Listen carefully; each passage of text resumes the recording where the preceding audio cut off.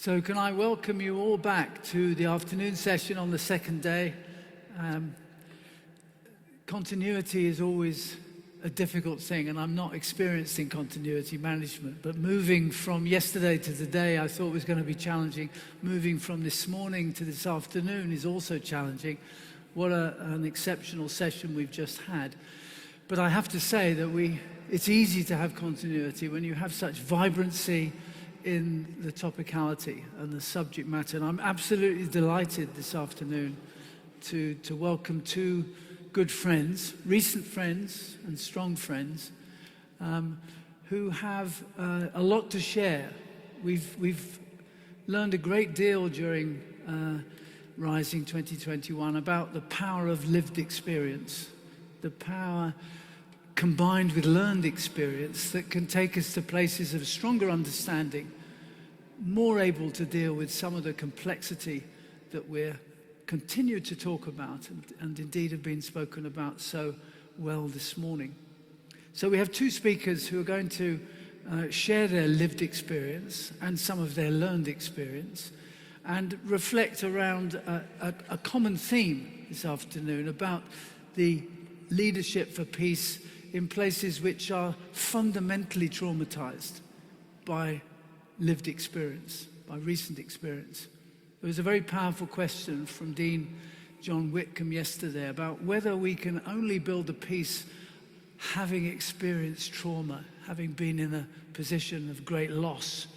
And I thought that issue was not resolved in our response yesterday, but remains in our thinking out loud, as well as our thinking within.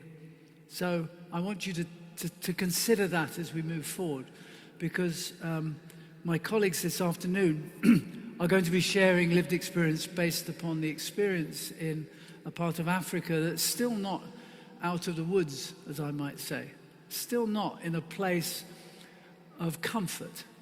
And as Kim Campbell was saying in the opening session, still in a place of quite uneasy peace, not quite in conflict at the moment, but not quite in peace either.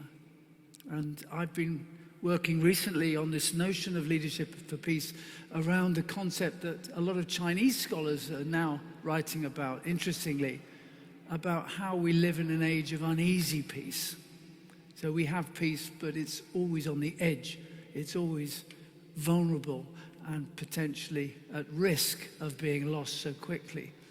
And we'll come back to that in some of the further conversations we'll have. But let me ask first of all for Silas Lwakabamba to present his ideas and his thoughts. Silas is Rwanda's former education minister, so we're absolutely delighted. Not only that, he now is the most senior member of the Coventry University group, and he's the director of our new Africa hub based in Kigali. He's not only will he be looking after the interests of the subcontinent within the university group, but he has oversight of all our activities across Africa, including the policy development work we're doing, the research we're doing, and the innovation and other activities. Like many distinguished colleagues of mine at the university, Silas is an engineer, and I'm always pleased to have engineers on board because they see things in particular ways that us social scientists sometimes struggle with. So without further ado, let me welcome Silas. Thank you very much for joining us at Rising 2021.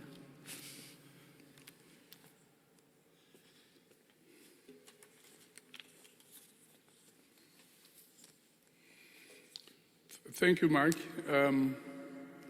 I'm happy to be here in Coventry for the first time, having been appointed as the Managing Director of the African Hub, Coventry University African Hub in Kigali in mid-May.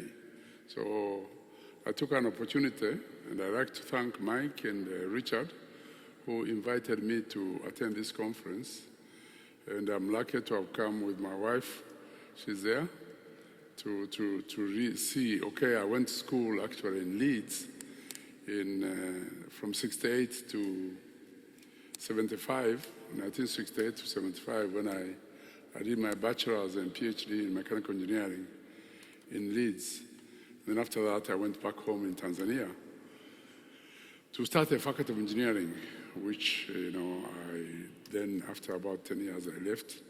I went to other places, Nigeria, and then later on, 24 years ago, the Rwanda government asked me to start a University of Science and Technology, which I started, and I had it for 9 years, and then they took me to head the oldest university, the National University of Rwanda, which was the oldest university where Hyppolite used to attend as a student when I was a vice chancellor. And I was there for 7 years, and then the president decided to make me a minister of infrastructure, and then minister of education. Eventually I left. I requested to leave and went to the private sector. So I've been in the private sector since 2017, since 2015 at the end. Then Coventry University came to say, please, let's work together, and I was very happy to join them in May. Now, as I said, I'm a Tanzanian, but with parents who moved from Rwanda around the 1920s, and they moved to Tanzania. And I was born in Tanzania, and I grew up in Tanzania. Unfortunately for us in Tanzania, they don't allow dual nationality. So even where I'm in Rwanda, I could not take a Rwandese nationality for some reason. Hopefully things will change by the end of this year. And then we see what happens. Otherwise, if you do that, you lose your nationality and your properties in Tanzania. Now, when I went to Rwanda, it was, I don't know where the PowerPoint is available. Is the PowerPoint available? Yes, okay. When I went to Rwanda, it was 3 years after the genocide. I went there then in 1997, 3 years after the genocide. And things were totally different from then and now. And I'll tell you my experience in Rwanda. I was asked to talk about the role of transformation and visionary leadership in mobilizing people to tackle the challenges and thrive. The case of post-genocide Rwanda. I'd like to move the slide forward because we don't have much time. Let's go on. Next. Okay, leave it here. Now, in Africa, you see all this, the challenges which we face. Persistent insecurity, poverty, corruption, dependence, especially on the political and economic. We see it what happened in Rwanda after the genocide. We are depending on our development partners, even for our budget. Illegal migration, seeking greener pastures and pastures elsewhere. However, if you look at the Africa, 30% of the world minerals reserves are available in Africa, 8% of the wealth of natural gases, and so on. You can see even 40% of the world's gold, 90% of the aluminium and platinum, 60% of the world's arable land. But we don't exploit it because of our problems, as I said earlier. If you can go to the next slide. Next slide, please. Most of people know it. Okay, next. So, Rwanda's politics in the past had its own problems in that we were facing problems of democratization, which was identity-based, the Tutsis and Hutus and so on, and it was very confrontational. And the governance was mostly exclusive. Power was based in one party, and the media was divisive. And it caused a lot of genocide because during the genocide. And you can see this bad leadership caused what we have now, what we did have genocide, 1994 genocide, which I think most of you know about. So, as I said, if you can move forward, please. So, after the genocide, these are the problems which we are facing. Social cohesion was destroyed. There was no hope for most people. There was a lot of trauma, mistrusts, hatred, a lot of orphans and widows, because about 1 million people had died. And on the economy side, the GDP was very small, $125 per capita, and then 80% of aid dependence, our budget, depended almost on aid. There was no zero funds in the government coffers. 70% of the population was under poverty line. Public debt, you can see it there. There was no agricultural activities and so on. On governance side, obviously there was fear of individual security. There was insurrection by the defeated soldiers. Genocide ideology was rampant, and there was lack of trust in the leadership, and so on. And this is when I was coming to Rwanda. These things were happening then. Next slide. So the leadership decided that we have to have strategic choices. And there were 3 strategic choices. One was unity. So I say we chose to stay together. 2, accountability. We chose to be accountable to ourselves. 3, we're thinking big. We chose to think big politically, socially, and economically. And I think my experience in Rwanda has been incredible to see a small country really thinking big and moving forward in a lot of things.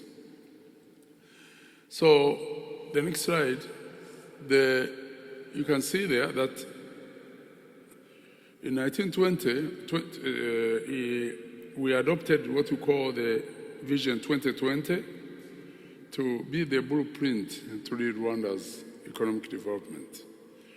These had many pillars, as you can see there. The main pillars was good governance and building a capable state, human resource development, and a knowledge-based economy. That's what I was being involved in all the 24 years I've been in Rwanda.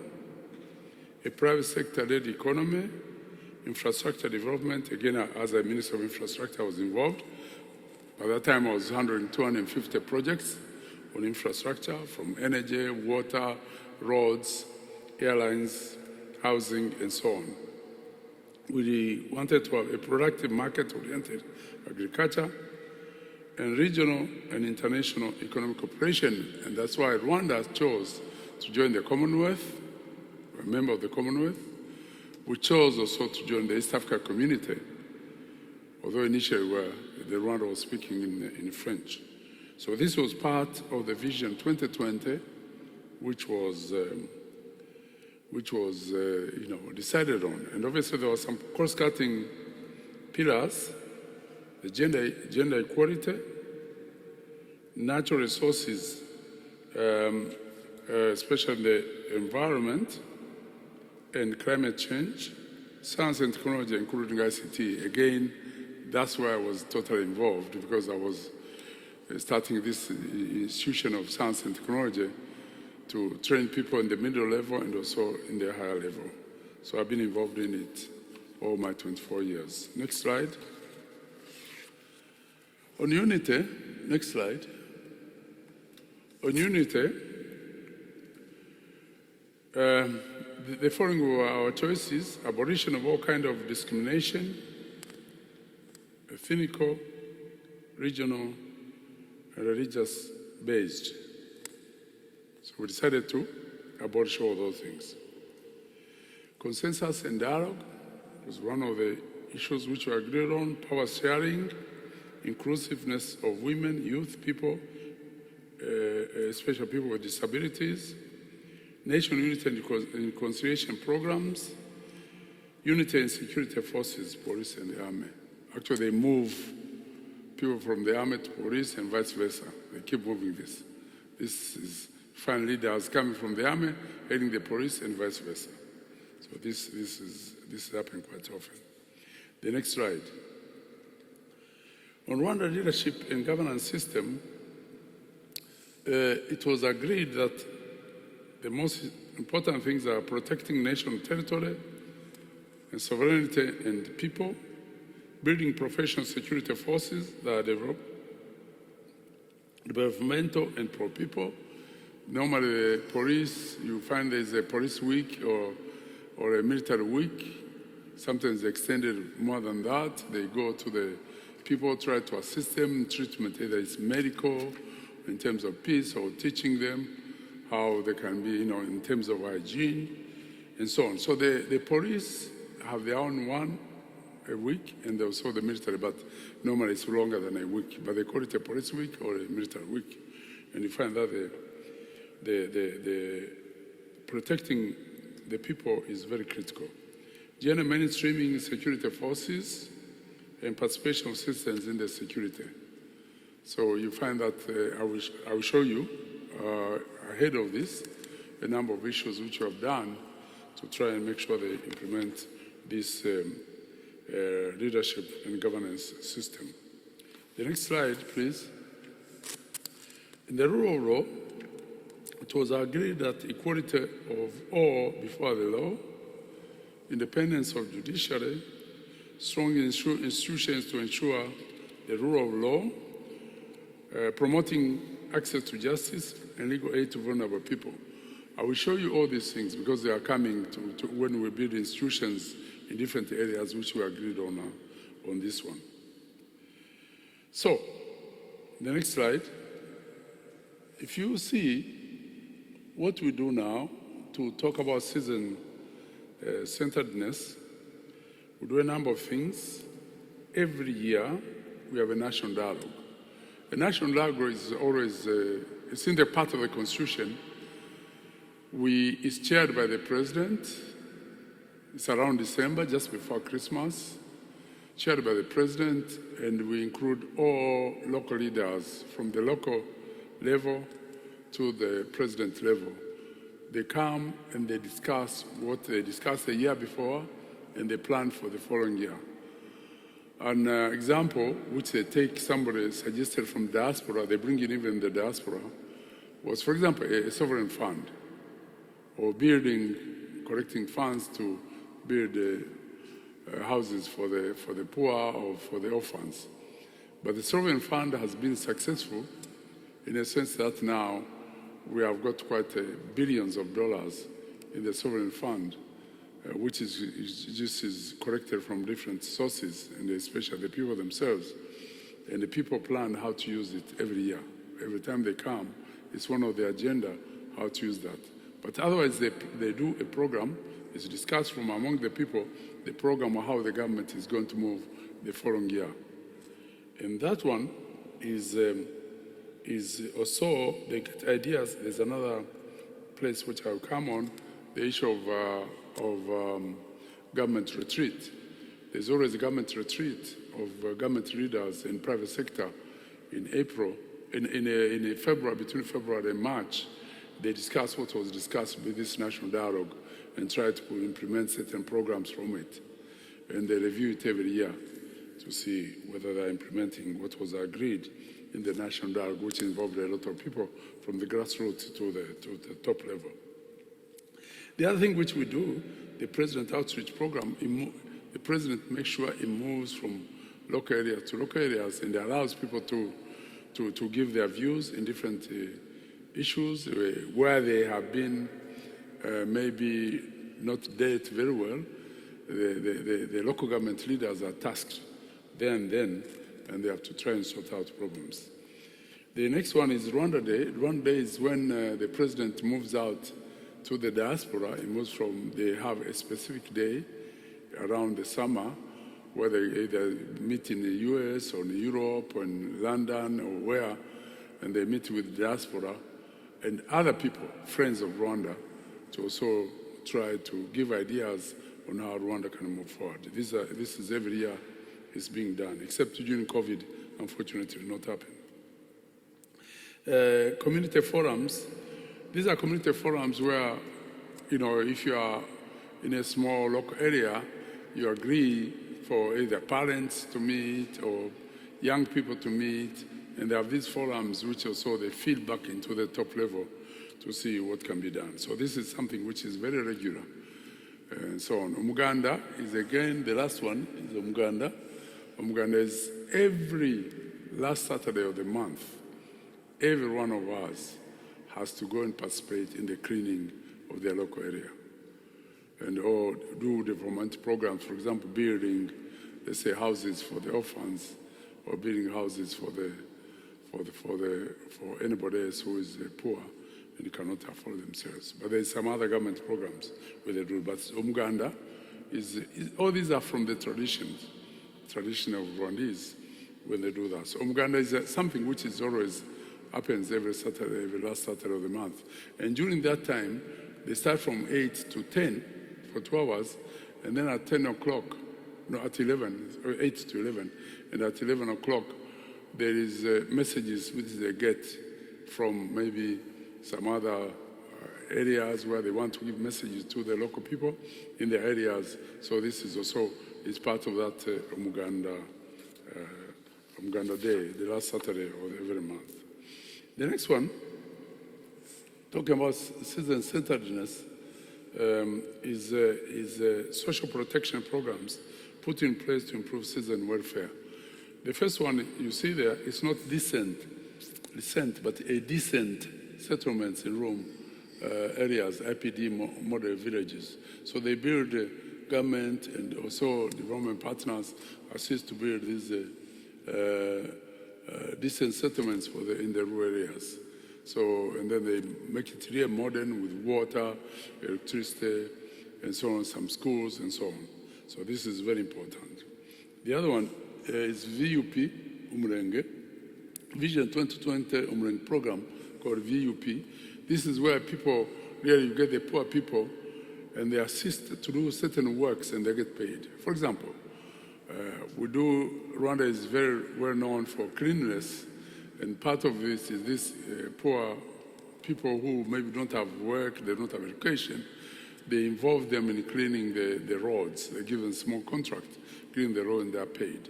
Sometimes they want to put terraces on the hills, they use them. Like here, you can see these are putting terraces on the hills. So they involve them, but they get something out of it. They get paid for it. The next one is Grinha.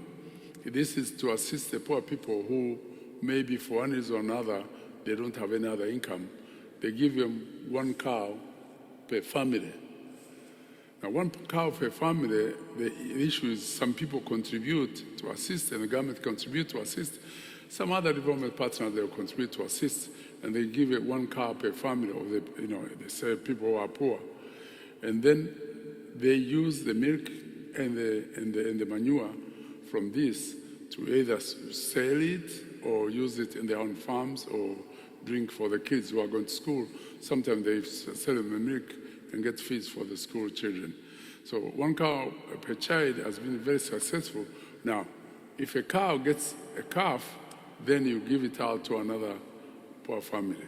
So that's how it happens, that when you have a calf, you can now share it with the other poor families in a local area. And this has been very successful to elevate poverty.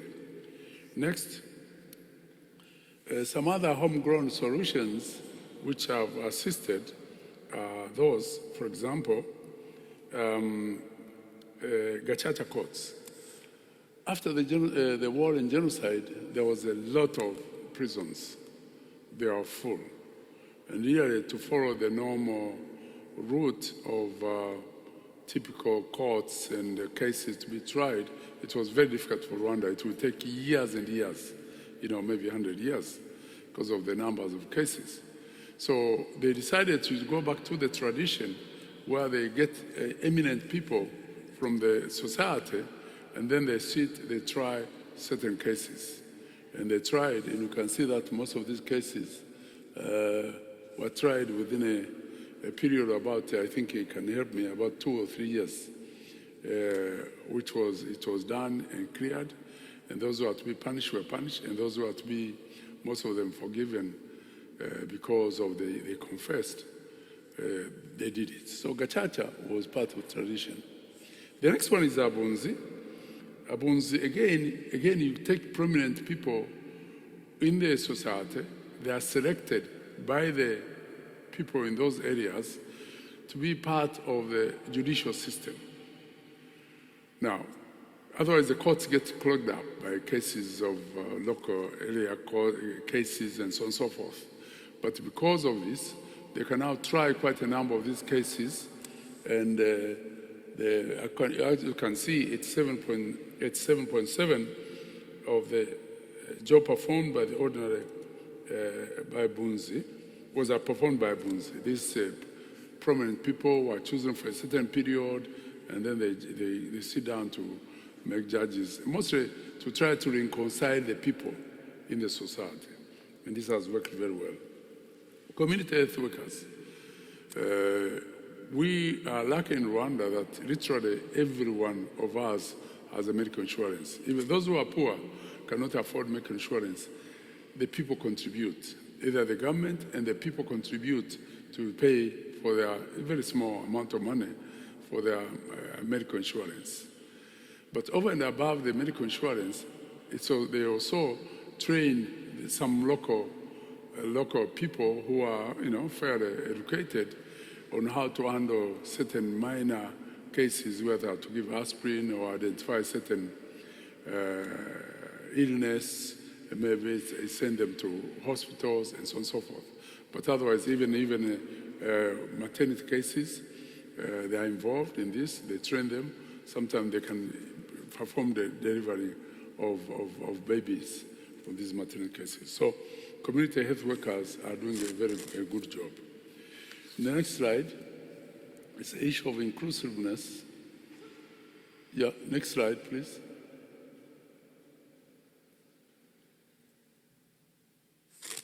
Next slide. No? Okay, very good. So, there is part of the Constitution which says that 30% of the women should be involved in the decision-making process. So you cannot do otherwise, even in appointments and so on. You try as much as possible to involve 30% of the women in decision-making. But now, because of this, you find that actually, Hyppolite, correct me, the majority of parliamentarians are women. I think 61%, if I'm not wrong. And the speaker is a woman. So you find that for the past elections, you find a lot of majority of women that are involved in decision-making, especially in parliament, we are the highest, I believe, in the world. So we do that. Also in parliament, you find representation of the youth and the people of disabilities. We have to make sure it's part of the Constitution that this is part of the impasso or whatever there's elections, you have to specifically put slots for youth and the slots with people with disabilities. And it's a very important tool to involve the private sector and civil society in everything we do. The next one, next slide, please. Accountability. So here in accountability, when the government took over in 1994, immediately they had to start finding a way to be accountable to the people. So they set up different offices, the office of the Ombudsman, okay, government Ombudsman, the office of Rwanda Governance, there's Rwanda Governance Board, which looks at the governance issues in Rwanda, the Office Auditor General, that was also created after the war and genocide, the Rwanda Public Procurement Authority. We didn't, I remember when I was called to Rwanda, the budgets were being put in an account of the minister. It was not this, even if you can procure whatever you want. But eventually, because of accountability issues, they had to set up this Rwanda Public Procurement Authority. The Public Service Commission for the Public Service, that's PSC, that's very critical. Look at the civil service, how they are appointed, how they are doing, if there's any issues to be raised. And then the final one was the National Human Rights Commission. So these were set up in the past 24 years. And then we had to decide to use ICT for development. And one of the things we did was e-governance, promoting the use of ICT in service delivery.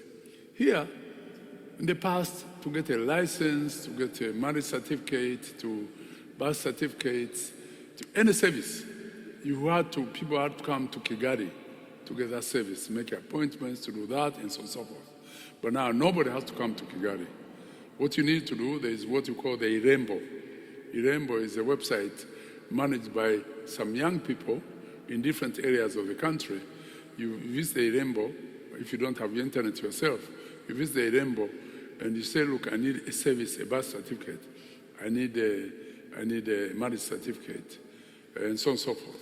So now, when they do that, you pay a small amount of money to that, and then the Irembo person assists you to fill in the requirements, and then the next thing you see, if you have an email, these things will come to you by email, and you can print it.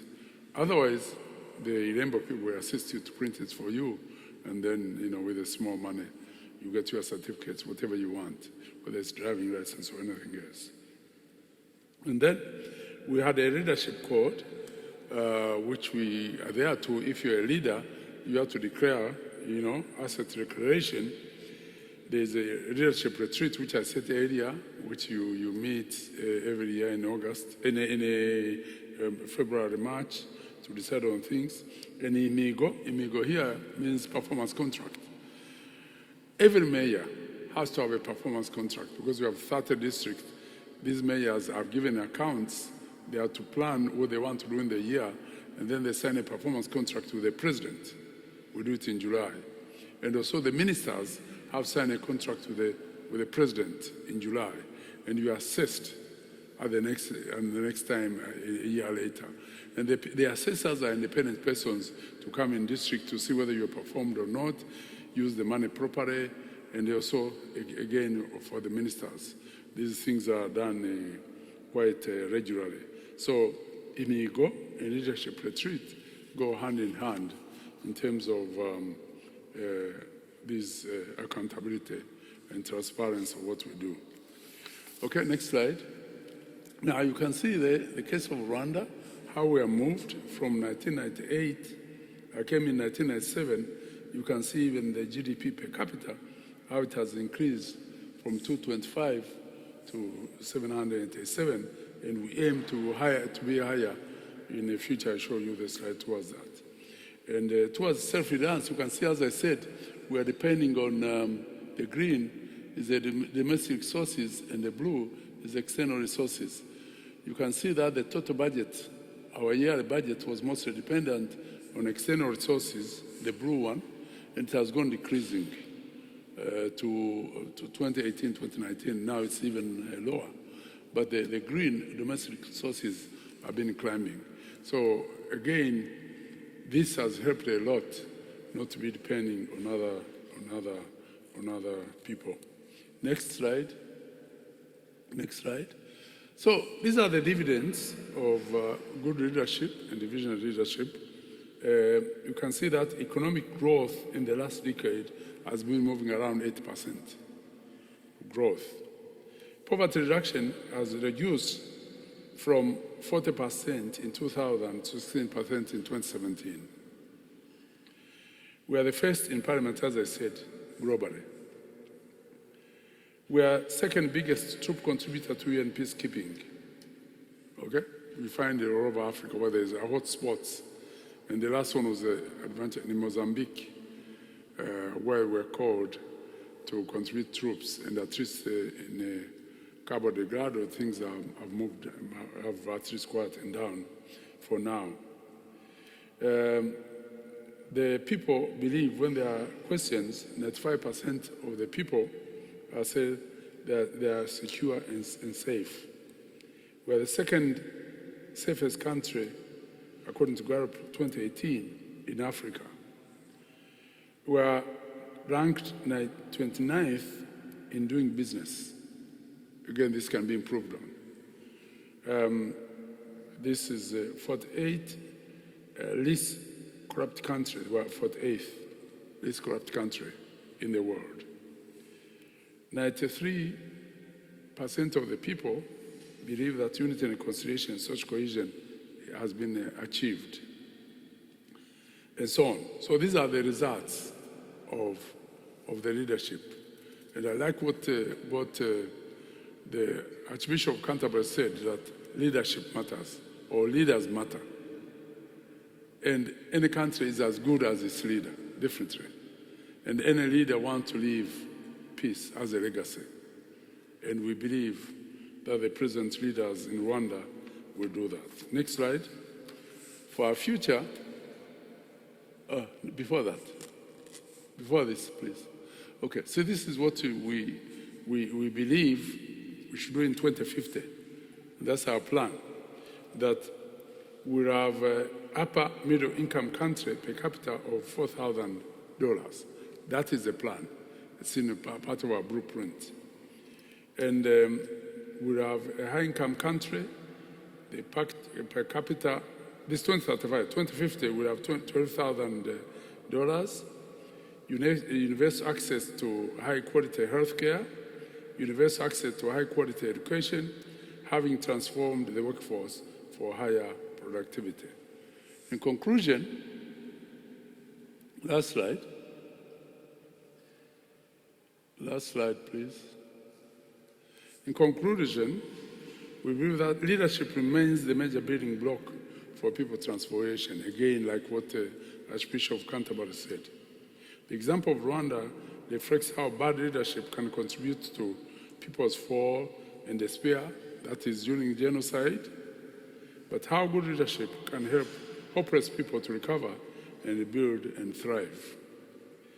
Visionary and transformation leadership that puts the citizens at the center is key for the development and empowerment of people, for them to address their challenges and thrive. I thank you very much for your listening. Thank you. Professor Silas, thank you very much for I've taken so many notes now because I have the next program for my classes on peace building.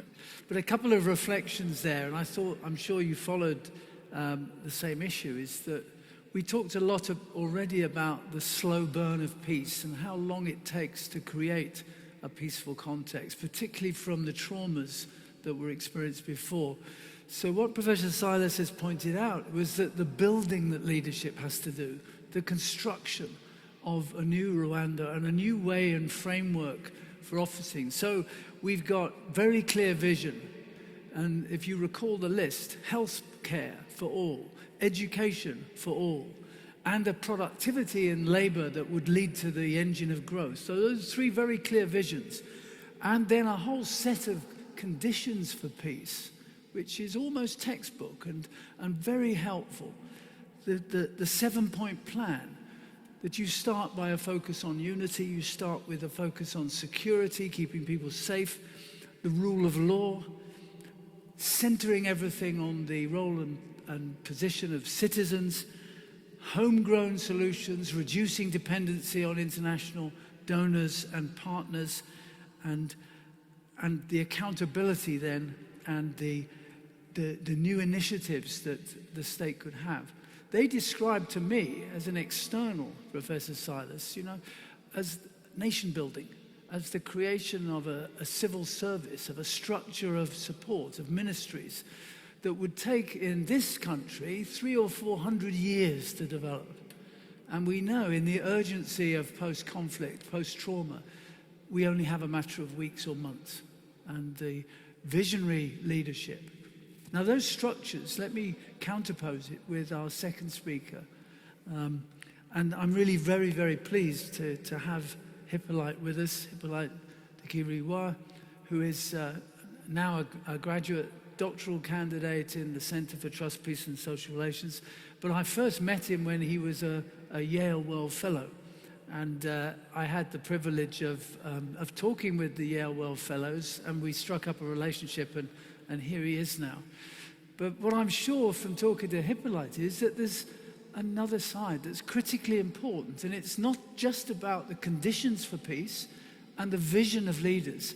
It's also about behaviors, and it's about the psychology of people. And I'm sure my knowledge that Hyppolite will bring that added dimension. So you're very welcome. The floor is yours, Hyppolite. Thank you very much.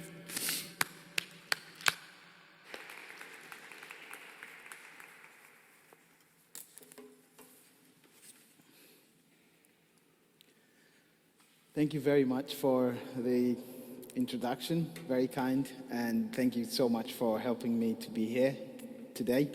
And it's so terrifying to be speaking after Professor Silas, who was a very, and still is, loved person in the university of my cohort, the years that we were there.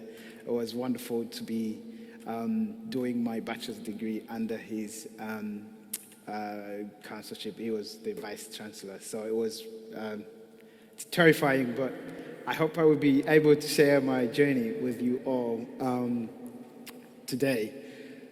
So I'm here, like Professor Mike Hardy said, I'm doing PhD in trying to look at how in a building a lasting peace, trust recovery is important in that journey, in that portfolio. And it didn't start just at the time I was writing my PhD proposal. It started long ago when in 1994, the genocide against the Tutsis started, and more than 1 million people were killed. And in that genocide, that same genocide, I survived that genocide. But even if I survived with my siblings and my mom, but my dad was killed and left to the dogs to eat. I even never had a chance to bury him. Many people from my family were killed, raped in front of me. And for more than 3 months, I lived like a wild animal, hiding under dead bodies in mass graves and trudging in the night trying to find food. At some point, I went in a refugee camp where life was also miserable. It was life with no food, and we didn't have enough security. All kinds of diseases were there. And I was still in the same country, my own country. Of course, I knew some of the killers.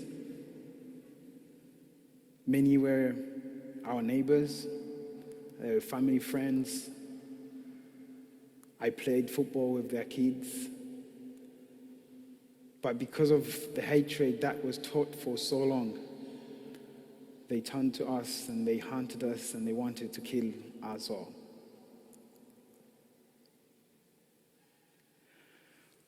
Well, a few months after the genocide, I had to start the primary school in the same village.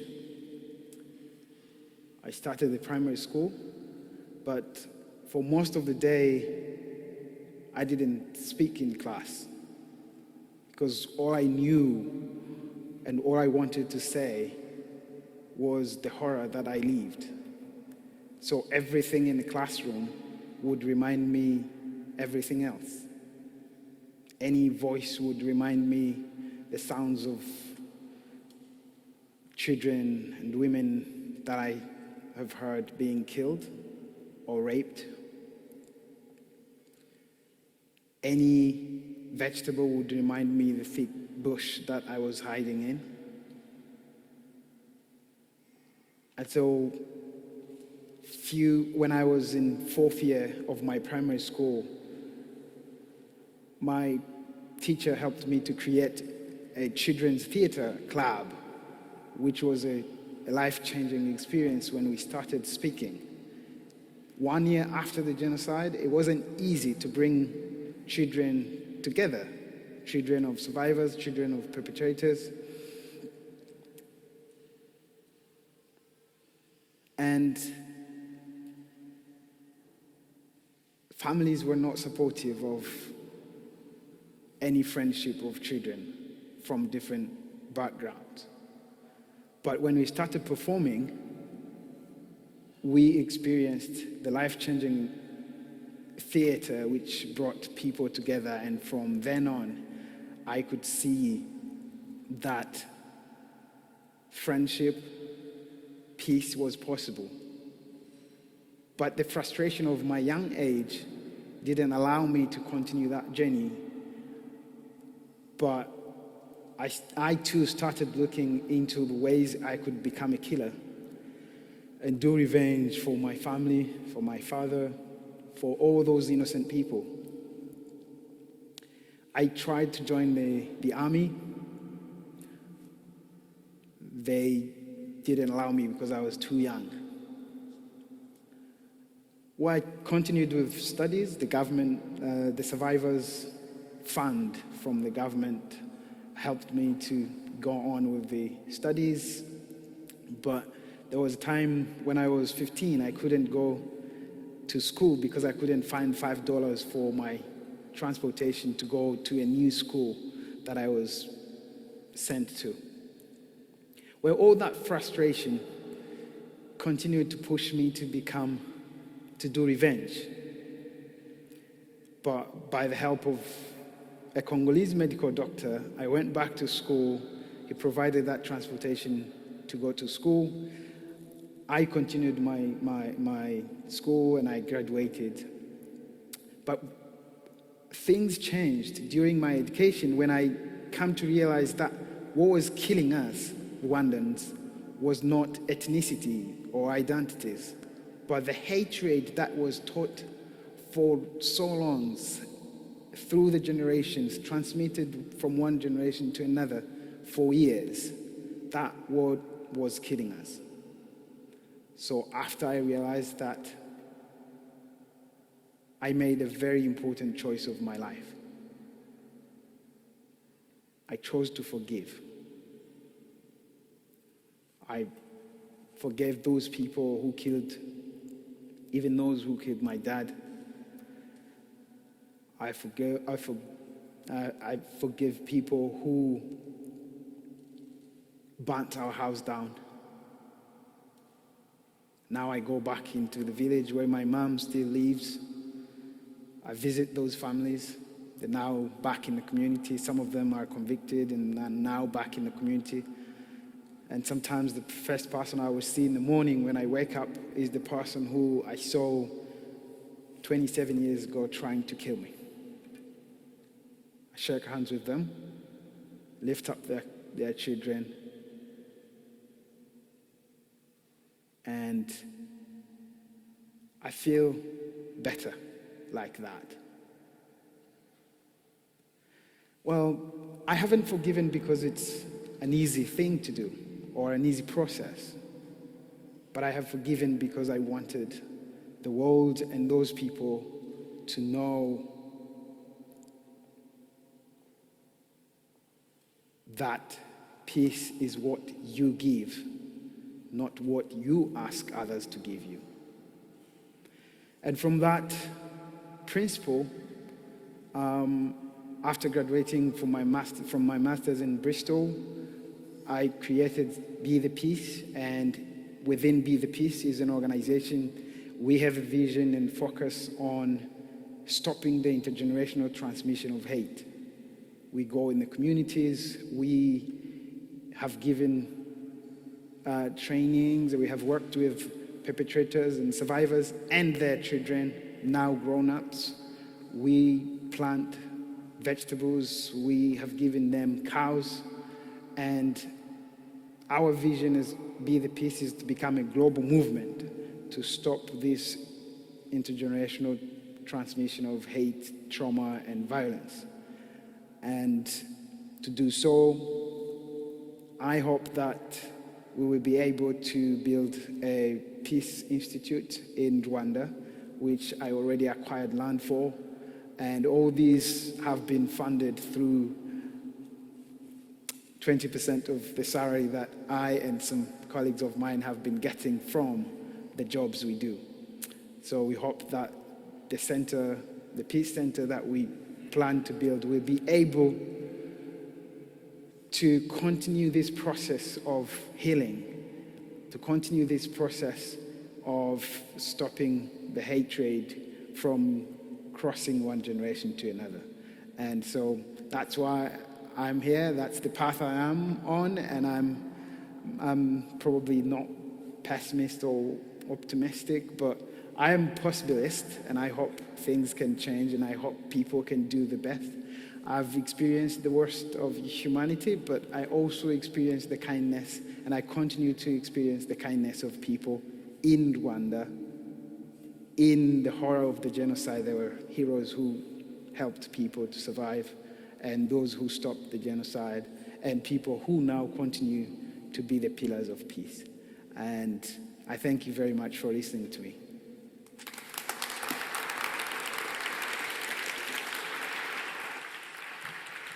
Let's bring the chair over, shall we?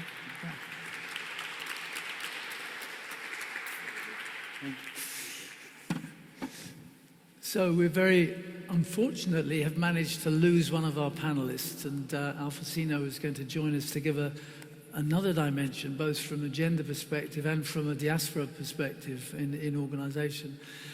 But I think you'll agree with me, we have a rich combination here of the conditions and the challenges facing a peaceful Rwanda following the traumas and the desperate times, the very dark times that exist.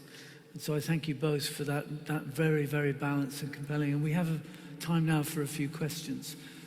Let's take 2 or 3 questions. If you want to pose it to one or other, Silas or Hyppolite, then say so. But generally, say who you are and keep it short. We can have more interaction then.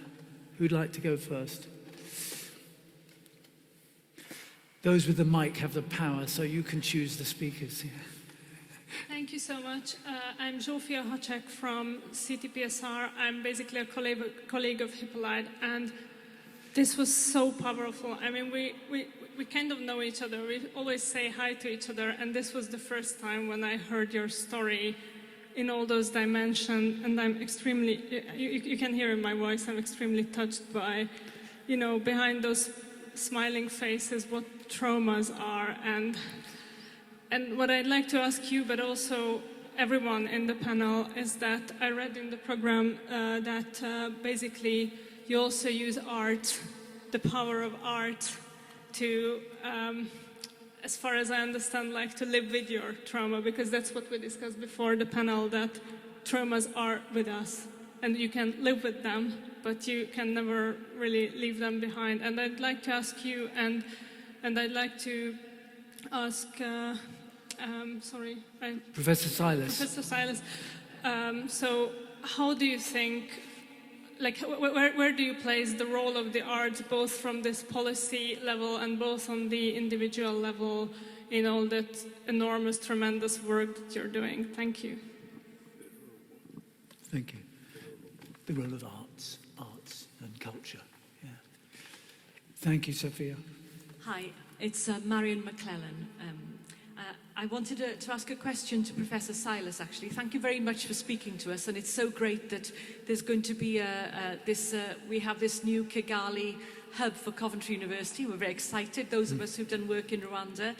I was very interested in the title of your talk about visionary leadership, and we can all see in the last 24, 25 years the development progress that has been made in Rwanda, and it's really held up as an example for the rest of the world. But of course we know that there are, the phrase visionary leadership could be questioned, as there are many, many critics of the leadership in Rwanda. We've had recent accusations of Paul Rusesabagina being jailed and being hoodwinked into coming into Rwanda. We hear about violence and assassinations that are often linked maybe with Rwandan leadership. And so I do question about this autocracy and if there's freedom, if there's true freedom for people in Rwanda. And the second thing is, I'd like to ask, so if you don't mind, who is going to follow Mr. Paul Kagame when he ends his time as leader of Rwanda? Thank you. Thank you very much. We have one other behind you. At the front, Gillian. Yeah. Okay, well, we'll start with those. Never let it be said that Rising isn't a challenging forum. What about the arts, Hippo? You can speak from there. Yeah. I think. So thanks for the question and thanks. Yeah, with me. Life goes on. For me, like I said, living with trauma after the genocide, I only wanted to say what I have experienced. And sometimes things that I can't write in an essay or in a notebook, I could only express myself in the arts. Still today, there are things that probably I can't be able to write in a PhD essay or dissertation that I can only put in a play. So I do the plays, I tell the stories, and the arts for me is the language of empathy. And it gets into people's, and it brings people's feelings into the actors and into the situation to be able to feel what the actors or the arts can tell. And that's why I see arts as powerful. We've been doing it in schools, and children have been writing and drawing, and you see a child expressing what it means for her or for him to be a Rwandan in a photo, in a picture. There's nothing like that. And it brings hope. It's an expression of empathy and hope and resilience. And that's why I choose to do it. I was never trained as an artist, formally, informally, yes, but I find it as a great way. And in doing so, I've written a memoir, A Boy Called Hippo. I have some books, some copies, if anyone wants to, probably afterwards. There's a lot of story about the arts and my healing process. Yeah. Thank you, Hyppolite. Thank you. Professor. Sophia or Jovia, if I got it. Okay. Yeah. Okay. The role of art in peace and development. I mean, the only artist I know very well in Rwanda who does very good job are the singers. I mean, the singers have done a fantastic job. I know quite a number of singers who have played a key role in all developmental things. And there are a lot of people who follow singers. You know, they are mostly young people. There are some old ones who sing traditional songs and so on and so forth. But these people have played a very, very big role in whatever we do in Rwanda. Either unity and reconciliation, they've always been involved, you know, in their music, or you know, sometimes religious. You see them quite a lot and so on. So these have been, I think they are important in our life, in the life of Rwanda, and the culture of Rwanda. And this has worked very well. We don't have these theater arts and so on as much as the singers. We have a bit, sometimes they do act, but not as much as the singers. So the singers have done quite well. Is it Karen? Yeah? Marion. Eh? Marion, sorry. There are two issues which you raised. One of them is, yes, you see that there's visionary leadership, but there are a lot of critics which comes out. Yes, Rwanda gets a lot of critics, sometimes because it's historical from the people who run out of Rwanda. They will criticize anyway. In a lot of times, I've seen them. I read these things on social media, and sometimes what they are speaking are not really. They are not true. I've been in Rwanda. I mean, I'm a Tanzanian. I can go back home in Tanzania, but I've been there for 24 years, and I found it to be the most peaceful country anywhere in the world. I mean, and so you will get critics for one reason or another.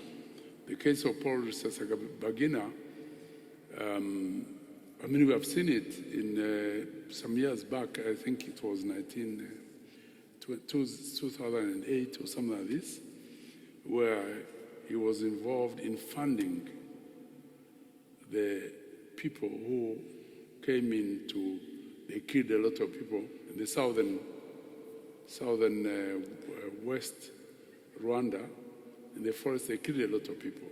He said it himself, it's on tape, that he funded them. When he was planning to do it, it was on tape, and so on.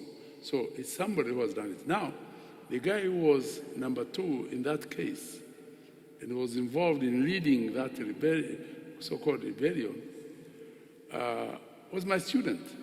I think maybe Hyppolite knows, was a student of law in the university.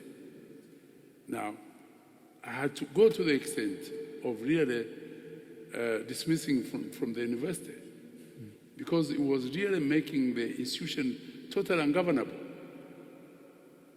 very much ungovernable. So I reached a point where I had to use the security forces to investigate what he was doing in the university. And it's something which really could not, any institutional leader or any institution could tolerate. In my years, I've been a university leader from when I was a dean in 1976, for 46 years. I've never seen a case like that one. And that was one of the cases which I really had to put my foot down, that he has to leave the university.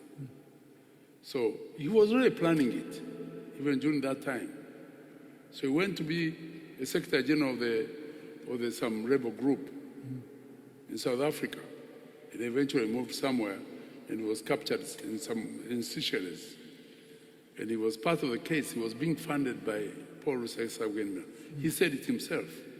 Paul Rusesabagina said it, and that guy said it himself in court. So, I don't understand when people say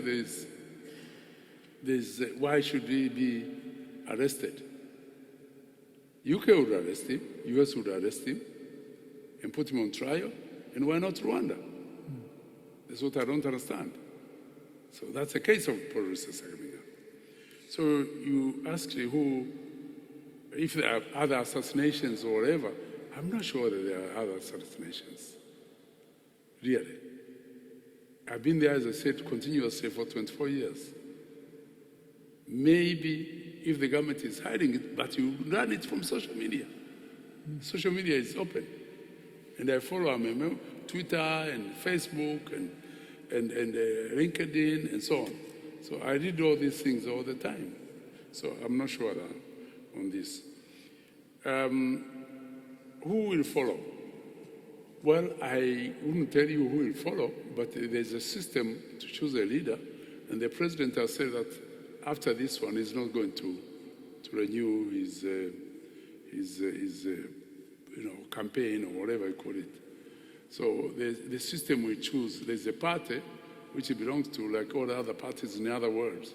They will select one candidate, and he will represent that party during the elections, which will be in 2024.